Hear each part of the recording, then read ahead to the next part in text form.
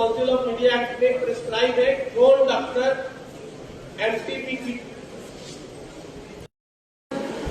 नहीं लिख सकता, आम केमिस्ट नहीं दे सकता, आम केमिस्ट बिना बिल के रख भी नहीं सकता उसको, वो भी दंडनीय है। अगर जो आप कोई इस किस्म का अपराधी भी पकड़वाते हैं तो उसमें भी आपकी राष्ट्र निर्माण में भागीदारी। प्रदीप भी बात कर रहे थे, होता क्या है कि हमें पता सब कुछ है, हमें पता है कि हम कितने सशक्त हैं, या हमें ये जरूर पता है कि हम कितना क्या कर सकते हैं और हमारी क्या क्या शक्तियां हैं, लेकिन हम कुछ कारणों से उनको अपने आप को दबा के रखते हैं या उसका इस्तेमाल नहीं करते हैं। और देखा जाए तो आप लोगों से ज्यादा सशक्त होगा भी कौन? जो माताएं हैं हमारी, जो जैसे प्रदीप जी कह रहे थे कि राष्ट्र निर्माण में हमारा बहुत बड़ा आपका हाथ रहता है, तो माताओं से ज्यादा, मदर से ज्यादा तो राष्ट्र निर्माण में किसी का भी हाथ कभी हो ही नहीं सकता। आप जिस तरह से बच्चों की परवरिश करती हैं, वही बच्चे मेरे जैसे, मैडम जैसे, सर जैसे सब यहाँ पे आके ऐसे पदों पर आसीन होते हैं कि हम आपको भी एड्रेस कर पाते हैं, क्योंकि हमें भी आता नहीं। हमारी मदर से ऐसे रेज किया है कि उन्होंने हमें ये दी है एजुकेशन, हमें ये दी है लिबर्टी, आज़ादी, कि हम उन चीज़ों को के लिए एफर्ट्स कर सकें जिसके लिए हमें पता है कि हम अपनी एजुकेशन किस लिए करते हैं, हमें जरूरत क्यों है। ऐसे तो देखा जाए तो घर पे बैठे अगर खाना पीना सबको मिल रहा है या प्रॉपरली हमें छत प्रोवाइडेड है, हमें कपड़े अच्छे मिल रहे हैं, तो क्यों जरूरत है किसी को बाहर जाके काम करने की। पर ये बात आपको भी पता है और मुझे भी पता सही नहीं है, क्योंकि वो सिर्फ घर में सीमित रहना एक जरूरी नहीं है कि वो महिला सशक्तिकरण का ही एक रूप हो। वो अगर आप रहना चाहती हैं, आपकी मर्जी है, अपनी इच्छा से जो कोई महिला घर पे रहती है, काम करती है, घर वालों के लिए काम करती है, परिवार का पोषण करती है, बच्चों को रेज करती है, ये बिल्कुल आपका अधिकार है। लेकिन अगर घर से बाहर जाकर कभी भी आपके साथ ऐसा कुछ होता है जो कि आपको लगता है गलत है, जो कि आपको लगता है कभी नहीं होना चाहिए था, लेकिन हम कहीं बहुत बार चुप रह जाते हैं, हमें लगता है कि जैसे मैडम संध्या बोल रही थी कि हमें लगता है कि हमारी नौकरी ना चली जाए। लेकिन ये आने वाली पीढ़ियों को ऐसी चीजों का सामना ना करना पड़े, या हमें कभी कुछ क्योंकि ये जो कानून है ये बनाना ही इसलिए पड़ा क्योंकि बहुत समय गुजर गया है इस चीज को होते होते कि महिलाओं को घर से बाहर निकल के काम करने का तो अधिकार मिल गया, लेकिन उनको समानता से काम करने का अधिकार मिलते मिलते काफी समय लग गया। और उनको ये लगता था कि अगर हमारे साथ, हमारे वर्क प्लेस में, हमारे कार्यस्थल पर अगर कोई ऐसी घटना हो रही है जो कि नहीं होनी चाहिए, तो हम क्या कर सकते हैं। इसके लिए ये कानून जो है ये पास किया गया भारत सरकार द्वारा, और इसका कोई पर्पस सर्व नहीं होता। ये बिल्कुल एक खाली कागजी पे लिखे हुए वर्ड्स रह जाते हैं। अगर इसकी जानकारी होते हुए भी आप इसका इस्तेमाल ना करें, तो ये बहुत जरूरी है कि आपने जो आज यहाँ पे सुना है, जो ज्ञान अर्जित किया है, जो सीखा है, उसको जरूर आगे फॉरवर्ड करें, उसको जरूर आगे लोगों को बताएं। आपके साथ और भी बहुत सारी महिलाएं होंगी, आपके साथ और भी बहुत सारे आपके रिश्तेदार या फ्रेंड्स होंगे जिनको इनके बारे में पता नहीं होगा। क्योंकि अब आप जाते हैं गाँव में, लोगों को ग्रास रूट के लेवल पे मिलते हैं, हम उतने लोगों को नहीं मिल पाते जितना कि आप लोग मिलते हैं, जिससे आप बहुत ज्यादा लोगों को की जो जिंदगियां हैं उनको बदल भी सकते हैं, उनको सक्षम बनाने में, उनको सशक्त बनाने में आपका एक बहुत बड़ा योगदान हो सकता है। तो इसलिए ये जो भी यहाँ पे आप सीखें उसको लेके कभी भी अपने तक सीमित ना रखें, उसको आगे बताएं। मुझे नहीं लगता कि कुछ भी कहने की जरूरत है। आप अपने आप में संपूर्ण महिला हैं, सशक्त हैं, बहुत सारे काम करती हैं। जैसे प्रदीप जी ने कहा, ये जरूरी नहीं है कि सिर्फ महिलाओं को पुरुष बैठे हैं, उनको भी पता होना चाहिए कि महिलाओं के क्या अधिकार हैं। पहली बात, वो अधिकार थे और हमें वो लेने पड़े। कुछ एक सर्कमस्टांसेस ऐसे रहे हैं हिंदुस्तान में कि उनको लेने के लिए हमें काफी संघर्ष करना पड़ा है, और जब अब वो अधिकार आपको मिल गए हैं तो उनका इस्तेमाल करें, उनका दुरुपयोग ना करें। जैसे मैंने ने बताया, दुरुपयोग के लिए ही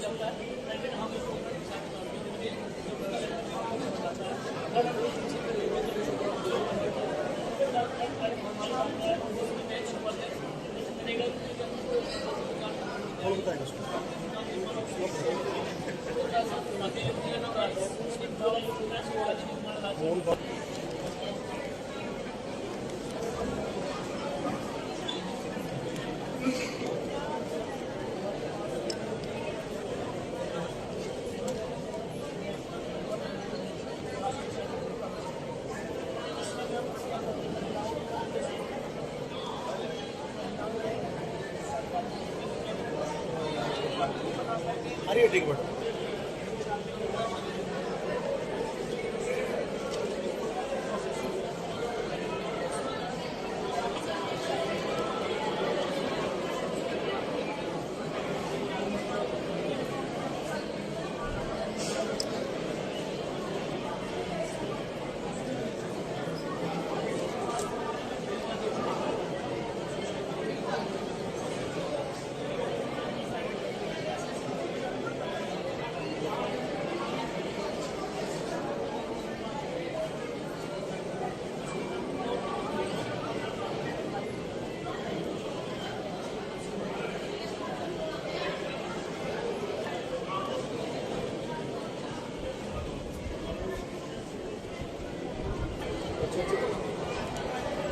फोन बीच में आ रहा है।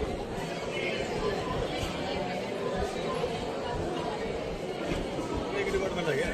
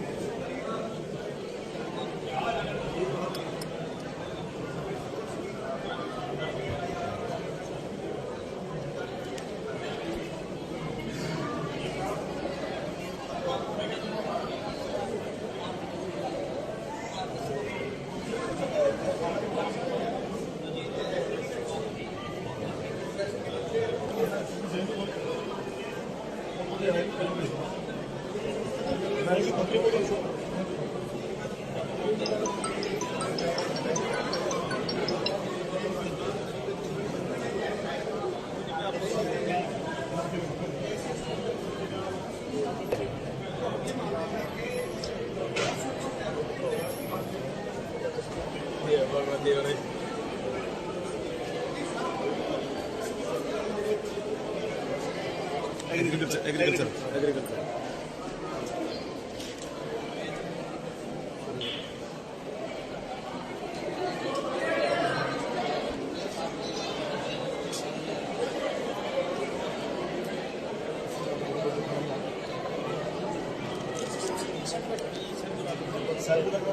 सारे सब ले लेंगे।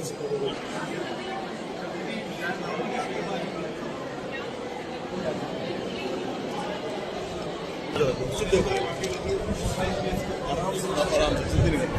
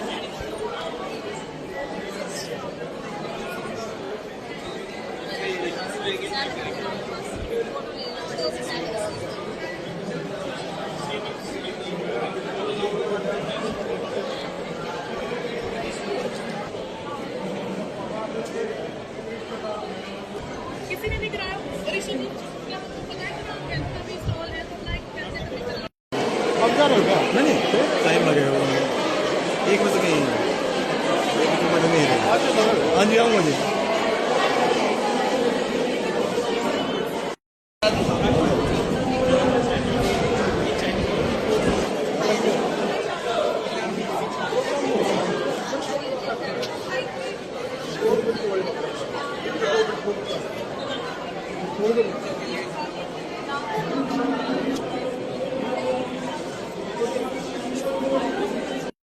कानून की जो ज्ञान है वो कम है और एक आपके ये भी कहते हैं कि जो आप अपने रखते ज्ञान को जितना बांटोगे उतना वो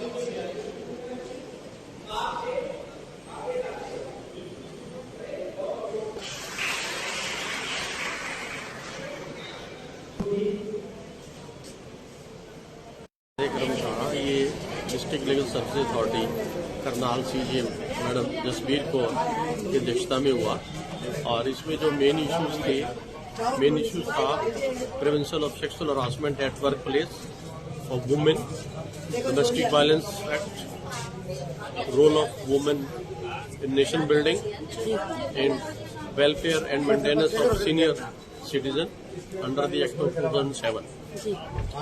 और इसमें अलग अलग से डिफरेंट डिपार्टमेंट्स ने स्टॉल लगाए थे, उनके बारे में उन्हीं डिपार्टमेंट के कर्मचारी और अधिकारियों ने यहाँ पे आए पार्टिसिपेंट्स को बताया कि वो उनकी एक्टिविटीज क्या हैं। और आज के कार्यक्रम में madam Sandhya Rol, doctor Sandhya Rol BPS Kanpur university law से आई थी। उन्होंने prevention of sexual harassment at workplace और डोमेस्टिक वायलेंस एक्ट के ऊपर विस्तार से सभी पार्टिसिपेंट्स के साथ चर्चा की। तो सर क्या आज से कार्यक्रम आगे भी चलते रहेंगे? ऐसे कार्यक्रम DLSA की तरफ से आगे भी चलते रहेंगे, पहले भी चलते रहे हैं। नेक्स्ट कार्यक्रम इनका असम में अगले महीने आयोजित किया जाए। सर नाम क्या है सर? नाम और किस विभाग से हो सर? विभाग का मेरा नाम Pradeep Kumar, retired deputy district attorney and now practising as an advocate at Karnal district court bar. आज ये BDPO कार्यालय में प्रोग्राम था, इसके बारे में ये DLSA द्वारा करनाल द्वारा यहाँ पर एक कैंप लगाया गया, जी। जिसमें विभिन्न विभागों के कर्मचारी अधिकारियों ने भाग लिया। इसमें सरकार की जो योजनाएं हैं उसके बारे में लोगों को बताया। तो सर ये कार्यक्रम जो है वो कब तक रहेगा यहाँ पर? लगभग अभी बस खत्म होने वाला, ये 12:30 बजे तक चलेगा। तो आगे भी ऐसे कार्यक्रम होते रहेंगे? आगे जो डेट दोबारा आएगी तो उसके प्रोग्राम करते रहेंगे। सर शुभ नाम? साहब सिंह। अंचल में कार्यरत है सभी के सभी। MTP किट मिल जाती है केमिस्ट की शॉप पे। MTP किट्स कोई भी केमिस्ट वाला किसी को भी बिना प्रिस्क्रिप्शन स्लिप के नहीं दे सकता। Medical council of India act में प्रिस्क्राइब है कौन डॉक्टर MTP किट नहीं लिख सकता, आम केमिस्ट नहीं दे सकता, आम केमिस्ट बिना बिल के रख भी नहीं सकता उसको, वो भी दंडनीय है। अगर जो आप कोई इस किस्म का अपराधी भी पकड़वाते हैं तो उसमें भी आपकी राष्ट्र निर्माण में भागीदारी। प्रदीप भी बात कर रहे थे, होता क्या है कि हमें पता सब कुछ है, हमें पता है कि हम कितने सशक्त हैं, या हमें ये जरूर पता है कि हम कितना क्या कर सकते हैं और हमारी क्या क्या शक्तियां हैं, लेकिन हम कुछ कारणों से उनको अपने आप को दबा के रखते हैं या उसका इस्तेमाल नहीं करते हैं। और देखा जाए तो आप लोगों से ज्यादा सशक्त होगा भी कौन? जो माताएं हैं हमारी, जो जैसे प्रदीप जी कह रहे थे कि राष्ट्र निर्माण में हमारा बहुत बड़ा आपका हाथ रहता है, तो माताओं से ज्यादा, मदद से ज्यादा तो राष्ट्र निर्माण में किसी का भी हाथ कभी हो ही नहीं सकता। आप जिस तरह से बच्चों की परवरिश करती हैं, वही बच्चे मेरे जैसे, मैडम जैसे, सर जैसे सब यहाँ पे आके ऐसे पदों पर आसीन होते हैं कि हम आपको भी एड्रेस कर पाते हैं, क्योंकि हमें भी माता ने, हमारी मदर से ऐसे रेज किया है कि उन्होंने हमें ये दी है एजुकेशन, हमें ये दी है लिबर्टी, आज़ादी, कि हम उन चीज़ों को के लिए एफर्ट्स कर सकें जिसके लिए हमें पता है कि हम अपनी एजुकेशन किस लिए करते हैं, हमें ज़रूरत क्यों है। ऐसे तो देखा जाए तो घर पे बैठे अगर खाना पीना सबको मिल रहा है या प्रॉपरली हमें छत प्रोवाइडेड है, हमें कपड़े अच्छे मिल रहे हैं, तो क्यों ज़रूरत है किसी को बाहर जाके काम करने की। पर ये बात आपको भी पता है और मुझे भी पता, सही नहीं है, क्योंकि वो सिर्फ घर में सीमित रहना एक ज़रूरी नहीं है कि वो महिला सशक्तिकरण का ही एक रूप हो। वो अगर आप रहना चाहती हैं, आपकी मर्जी है, आपकी इच्छा से जो कोई महिला घर पे रहती है, काम करती है, घर वालों के लिए काम करती है, परिवार का पोषण करती है, बच्चों को रेज करती है, ये बिल्कुल आपका अधिकार है। लेकिन अगर घर से बाहर जाकर कभी भी आपके साथ ऐसा कुछ होता है जो कि आपको लगता है गलत है, जो कि आपको लगता है कभी नहीं होना चाहिए था, लेकिन हम कहीं बहुत बार चुप रह जाते हैं, हमें लगता है कि जैसे मैडम संध्या बोल रही थी कि हमें लगता है कि हमारी नौकरी ना चली जाए। लेकिन ये आने वाली पीढ़ियों को ऐसी चीज़ों का सामना ना करना पड़े, या हमें कभी कुछ क्योंकि ये जो कानून है ये बनाना ही इसलिए पड़ा क्योंकि बहुत समय गुजर गया है इस चीज़ को होते होते कि महिलाओं को घर से बाहर निकल के काम करने का तो अधिकार मिल गया, लेकिन उनको समानता से काम करने का अधिकार मिलते मिलते काफ़ी समय लग गया। और उनको ये लगता था कि अगर हमारे साथ, हमारे वर्क प्लेस में, हमारे कार्यस्थल पर अगर कोई ऐसी घटना हो रही है जो कि नहीं होनी चाहिए, तो हम क्या कर सकते हैं। इसके लिए ये कानून जो है ये पास किया गया भारत सरकार द्वारा, और इसका कोई पर्पस सर्व नहीं होता। ये बिल्कुल एक खाली कागजी पे लिखे हुए वर्ड्स रह जाते हैं। अगर इसकी जानकारी होते हुए भी आप इसका इस्तेमाल ना करें, तो ये बहुत जरूरी है कि आपने जो आज यहाँ पे सुना है, जो ज्ञान अर्जित किया है, जो सीखा है, उसको जरूर आगे फॉरवर्ड करें, उसको जरूर आगे लोगों को बताएं। आपके साथ और भी बहुत सारी महिलाएं होंगी, आपके साथ और भी बहुत सारे आपके रिश्तेदार या फ्रेंड्स होंगे जिनको इनके बारे में पता नहीं होगा, क्योंकि अब आप जाते हैं गाँव में, लोगों को ग्रास रूट पे लेवल पे मिलते हैं, हम उतने लोगों को नहीं मिल पाते जितना कि आप लोग मिलते हैं, जिससे आप बहुत ज्यादा लोगों को की जो जिंदगियां हैं उनको बदल भी सकते हैं, उनको सक्षम बनाने में, उनको सशक्त बनाने में आपका एक बहुत बड़ा योगदान हो सकता है। तो इसलिए ये जो भी यहाँ पे आप सीखें, उसको लेके कभी भी अपने तक सीमित ना रखें, उसको आगे बताएं। मुझे नहीं लगता कि कुछ भी कहने की जरूरत है। आप अपने आप में संपूर्ण महिला हैं, सशक्त हैं, बहुत सारे काम करती हैं। जैसे प्रदीप जी ने कहा, ये जरूरी नहीं है कि सिर्फ महिलाओं को पुरुष बैठे हैं, उनको भी पता होना चाहिए कि महिलाओं के क्या अधिकार हैं। पहली बात, वो अधिकार थे और हमें वो लेने पड़े। कुछ एक सर्कमस्टांसेस ऐसे रहे हैं हिंदुस्तान में कि उनको लेने के लिए हमें काफी संघर्ष करना पड़ा है, और जब अब वो अधिकार आपको मिल गए हैं तो उनका इस्तेमाल करें, उनका दुरुपयोग ना करें। जैसे मैडम ने बताया, दुरुपयोग के लिए ही आपको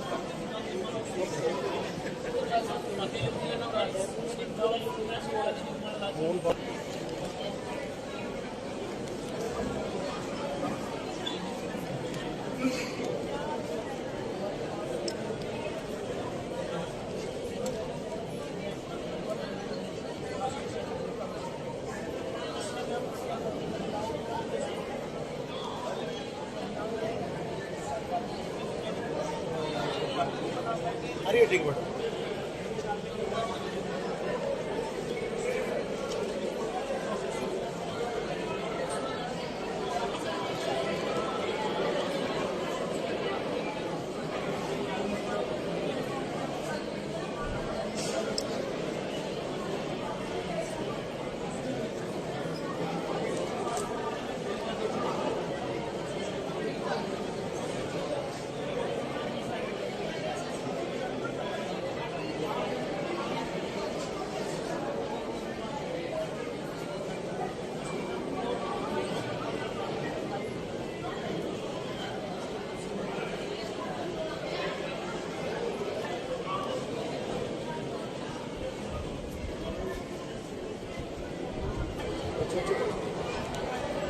फोन बीच में आ जाए।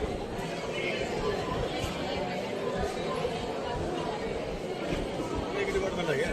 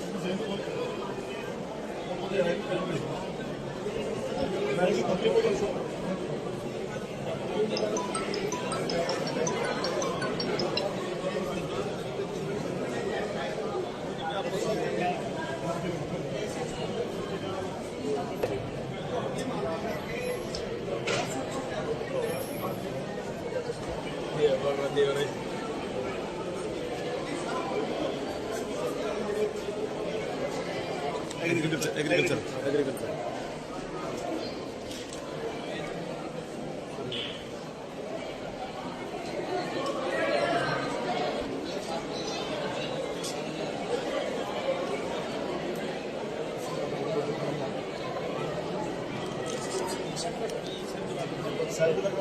सारे सब ले लेंगे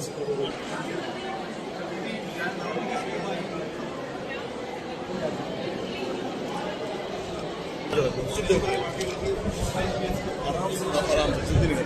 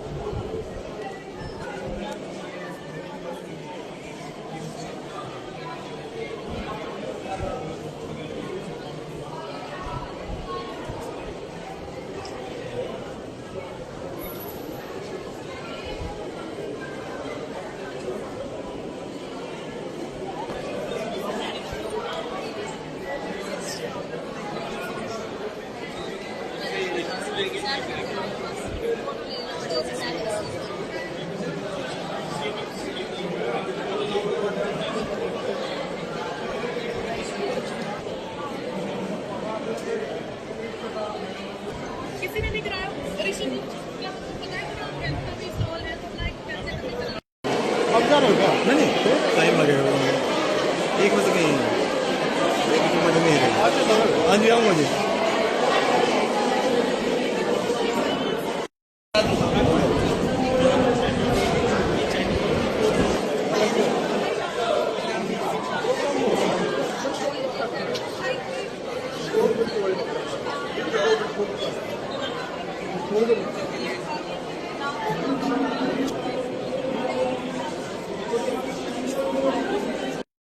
कानून की जो ज्ञान है वो कम है और एक आपसे एक ये भी निवेदन है कि जो आप अपने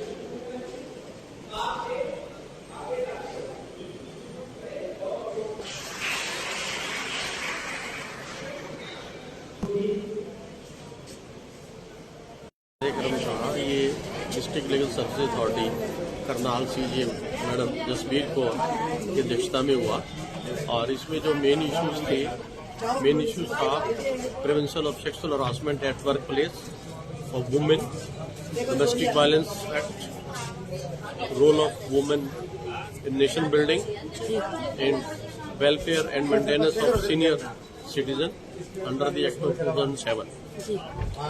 और इसमें अलग अलग से डिफरेंट डिपार्टमेंट्स ने स्टॉल लगाए थे, उनके बारे में उन्हीं डिपार्टमेंट के कर्मचारी और अधिकारियों ने यहाँ पे आए पार्टिसिपेंट्स को बताया कि वो उनकी एक्टिविटीज क्या हैं। और आज के कार्यक्रम में madam Sandhya Rol, doctor Sandhya Rol BPS Kanpur university law से आई थी। उन्होंने prevention of sexual harassment at workplace और डोमेस्टिक वायलेंस एक्ट के ऊपर विस्तार से सभी पार्टिसिपेंट्स के साथ चर्चा की। तो सर क्या ऐसे कार्यक्रम आगे भी चलते रहेंगे? ऐसे कार्यक्रम डीएलएसए की तरफ से आगे भी चलते रहेंगे, पहले भी चलते रहे हैं। नेक्स्ट कार्यक्रम इनका असम में अगले महीने आयोजित किया जाए। सर नाम क्या है सर? नाम और किस विभाग से हो सर? विभाग का मेरा नाम Pradeep Kumar, retired deputy district attorney and now practising as an advocate at Karnal district court bar. आज ये बीडीपीओ कार्यालय में प्रोग्राम था, इसके बारे में ये डीएलएसए द्वारा करनाल द्वारा यहाँ पर एक कैंप लगाया गया, जिसमें विभिन्न विभागों के कर्मचारी अधिकारियों ने भाग लिया।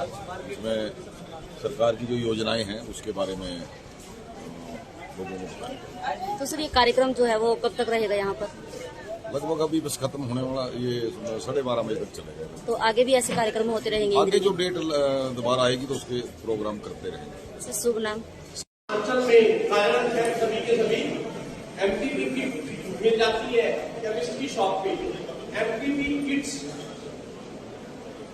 कोई भी केमिस्ट वाला किसी को भी बिना प्रिस्क्रिप्शन स्लिप के नहीं दे सकता।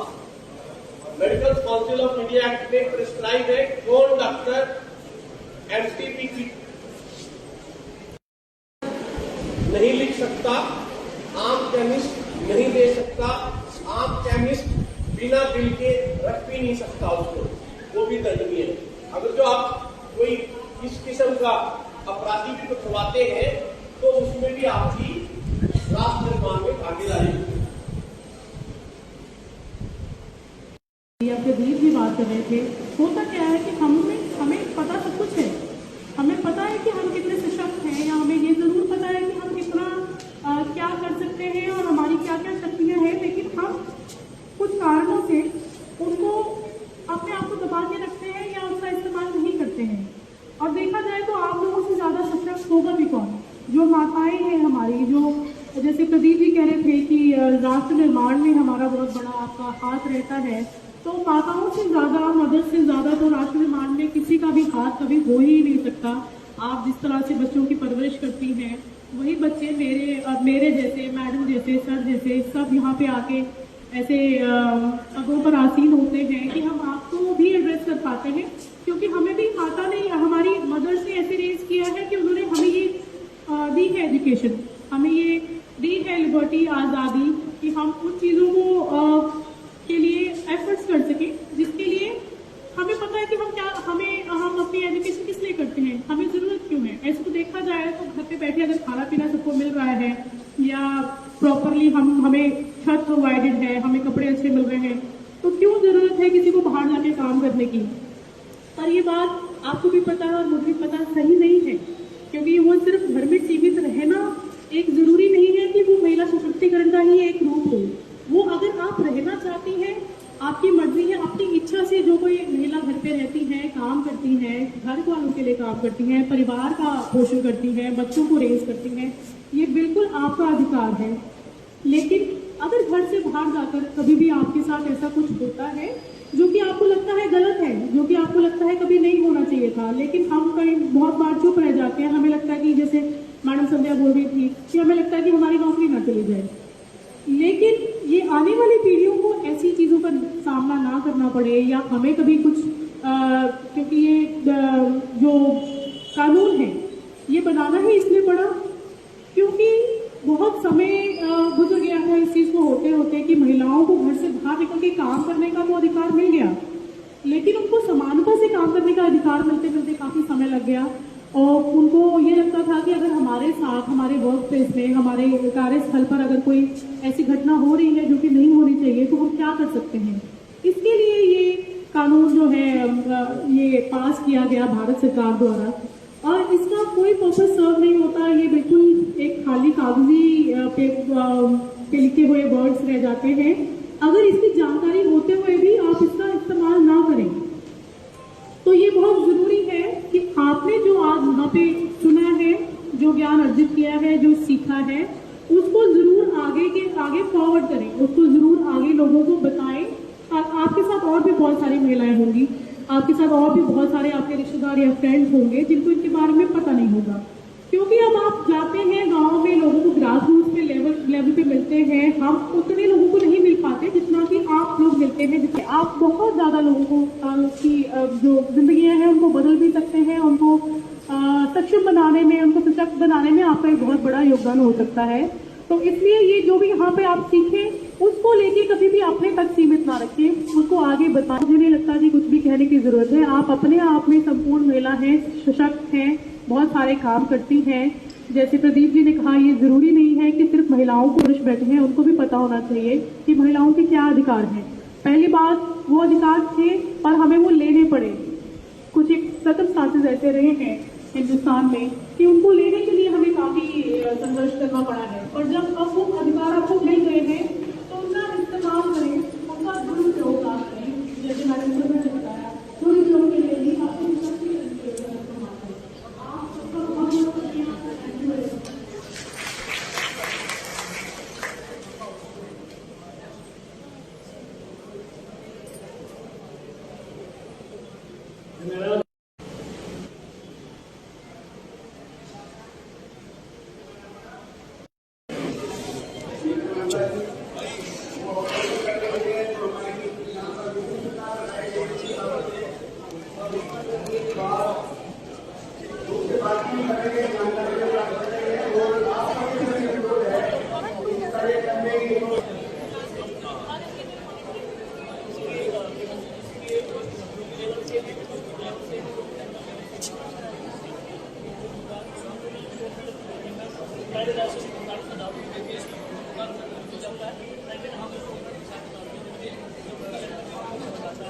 Gracias.